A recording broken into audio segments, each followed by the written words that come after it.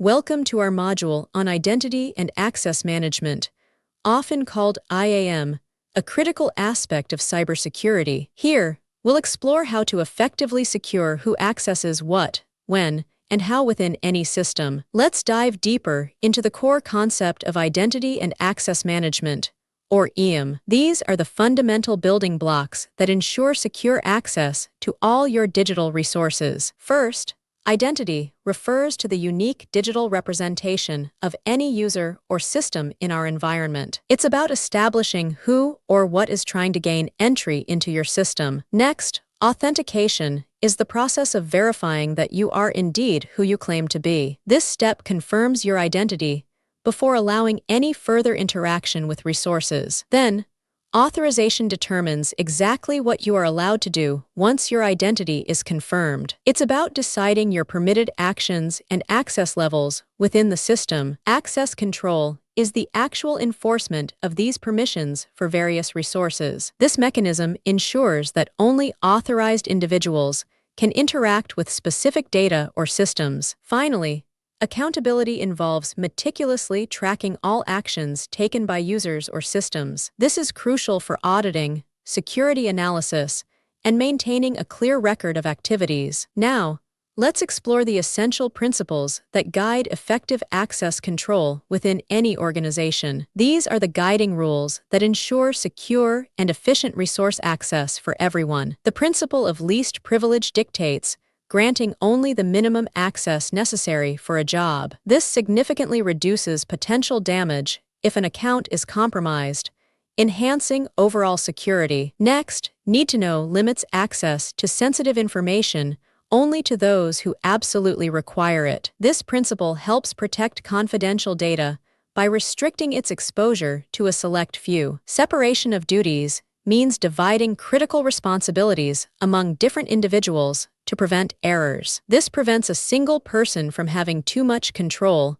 minimizing fraud and mistakes. Role-based access involves assigning permissions based on a user's specific job role. This simplifies management, as users automatically receive the correct access for their position. Lastly, multi-factor auth requires multiple forms of verification to confirm a user's identity. It adds significant security layers, making it much harder for unauthorized access attempts. Let's examine the three primary ways we can authenticate users, verifying who they truly are. These methods are crucial for confirming your identity before granting access to any system. First, password-based authentication relies on a secret string of characters that only the user should know. This method works by requiring you to provide the correct password to gain access. While simple, it is vulnerable to weak or stolen passwords, making strong password practices critical. Next, multi-factor authentication,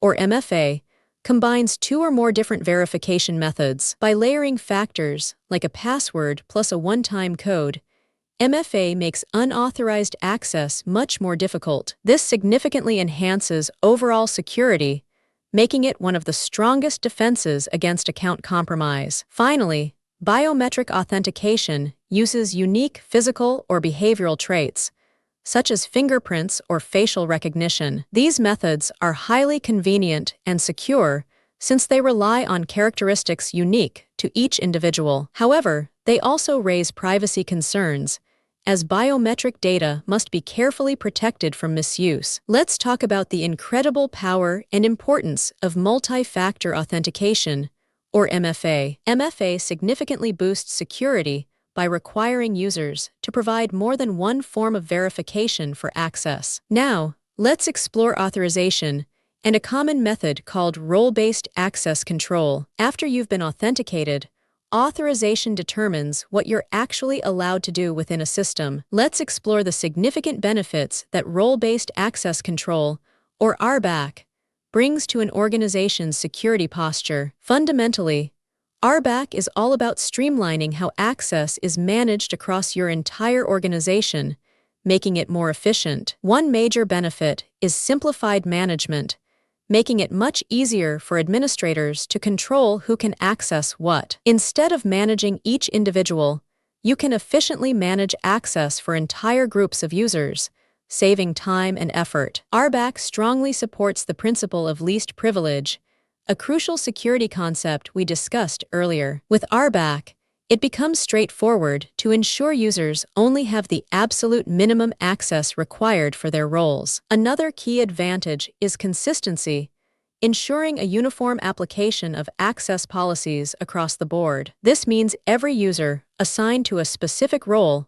automatically receives the exact same, consistent level of access. Scalability is also a significant benefit, as RBAC can easily adapt to your organization's growth. As your company expands and new employees join, RBAC effortlessly scales to manage their access requirements. Now, let's compare two important concepts: single sign-on, or SSO, and identity federation, understanding their differences. Both aim to provide seamless access, whether users are accessing resources within your network or from external partners. First, let's delve into single sign-on, commonly known as SSO, and its core functionalities for internal use. With SSO, you log in just one time and then gain access to multiple different applications without re-authenticating. SSO is primarily designed and implemented for use within a single organization, enhancing internal user experience. This significantly improves user experience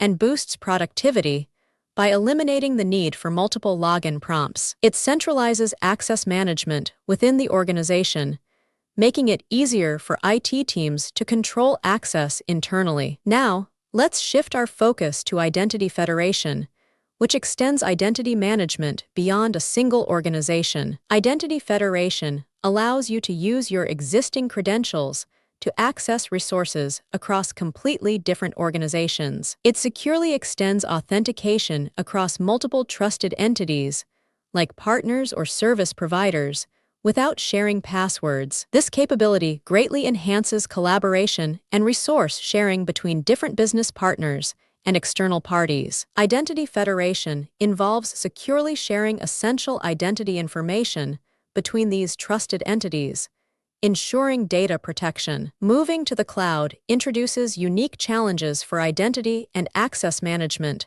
that we need to address. Effectively navigating identity and access in the dynamic cloud environment requires careful consideration and strategic planning. Cloud environments grow rapidly, creating significant scalability demands on your IAM systems to manage users and resources. Your IAM system must flexibly manage a constantly changing number of users and resources as the cloud footprint expands. Integrating cloud IAM with existing on-premises identity systems can often be a complex and challenging task. Bridging the gap between your cloud and traditional on-premises identity systems requires careful planning and execution. Multi-cloud environments introduce further complexity as you manage access across various cloud providers simultaneously. Each cloud provider, like AWS, Azure, or Google, has its own unique IAM tools, adding layers of management difficulty. Data privacy is a critical concern, especially when sensitive information moves to the cloud, demanding strict adherence. You must ensure compliance with regulations such as GDPR when sensitive data is stored or processed in the cloud. Finally, insider threats are a persistent risk, where authorized users might misuse their access within the cloud environment. It's vital to protect against the potential misuse of access privileges by authorized users within your cloud infrastructure. To effectively secure your cloud environment, let's explore some essential cloud IAM best practices. Implementing these best practices is crucial for securing your cloud resources and protecting sensitive data from threats. First and foremost, strong authentication is paramount for protecting access to your cloud resources. Always enable multi-factor authentication,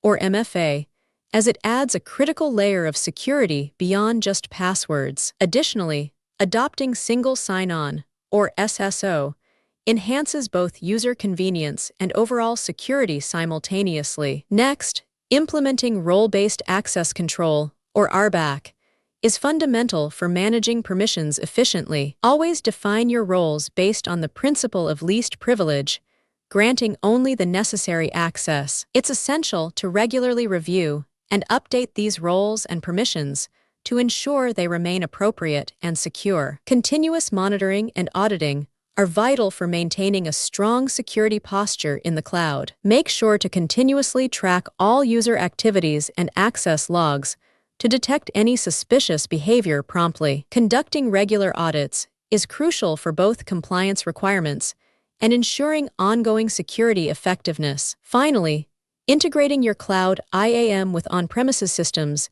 is key for hybrid environments. Seamlessly connect your cloud IAM with your existing on-premises identity systems for a unified approach. It's critical to maintain consistent access controls and policies across all your hybrid cloud setups. To conclude our discussion, let's quickly recap the key takeaways from our exploration of IAM. These are the essential points you should remember about identity and access management for your future work. Remember, IAM's core purpose is ensuring the right people access the right resources precisely when needed. Core principles like least privilege and separation of duties are absolutely fundamental to effective IAM strategies. Authentication methods vary widely, from simple passwords to advanced biometrics and multi-factor authentication for security. Authorization, frequently managed through RBAC, precisely dictates what specific actions users are allowed to perform. Both SSO and identity federation